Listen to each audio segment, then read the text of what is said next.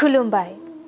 गोजोन फुंबिलिनि गासैबो बड'लेण्ड बुब्लिनि अनसायगिरिफोरखौ बरायग्रोबाय। दिनै 23 जानुवारि बृहस्पतिबारनि फान्जामुथिखौ फरायथिनो लादों आं उदांस्रि मुसाहारिया। फान्जामुथिनि गिबियाव दं मेष राशि। समाजनि मोजां हाबा मावनानै बयजोंबो मान होजागोन। गोसोआव गोथार साननाय फैगोन। बृष राशि। खामानि मावनांगौ थाब्लाबो गोसोआव बानाय सोमजिगोन। मोनसे जायगायावनो दलरै थानो गोसो जागोन। मिथुन राशि। सानस्लाबनो हायियाव गोरोन्थि हाबा मावफ्लांनो हागौ। गोसोखौ गाज्रि मोनबाय थागोन। कर्कट राशि। सिगांनि जाथायफोरखौ गोसोखांना गोसोआव गिखांबाय थागोन। उन दाहाजोंनो साना बारलांगोन। सिंह राशि। धोन दौलत आरजिना लानो हागोन। बेफार फालांगियाव मुलाम्फा गोनां जागोन। कन्या राशि। नखराव रां खहा जानो हागौ। माबा मोनसे जेंना सोमजिगोन। गोबां दुखु जारला सहायनांगोन। तुला राशि।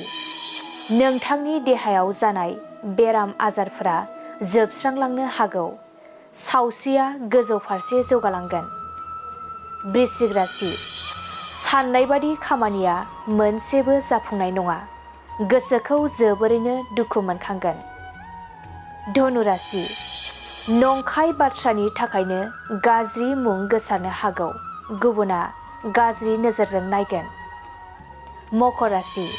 नोंथाङा आरजिनाय रांखावरिजोंनो गोनां मुवा सोरजिनो हागोन। रंजा खुसिनि सान जागोन। कुम्भ राशि। गावनि सांग्रांथि गैयैयावनो थाखानाय मुवाफोरा जामलांनो हागौ। असान्थिजोंनो साना बारलांगोन। मीन राशि। फिसा बाथ्राखौ लानानैनो सोरजोंबा नांलायलायनो हागौ। सोमोन्दोआ गावस्रालायगोन। दिनै सानसेनि राशि फरायथिनायाबो एसेनोसै। आसा खालामो नोंथांनि दिनैनि साना मोजाङै मोजां थांगोन।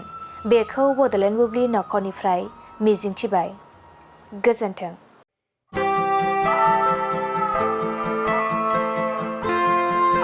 ब्रैथि क'क्राझार थुनलाइयारि फोरबो खुंफुंनो थाखाय साखाफारा।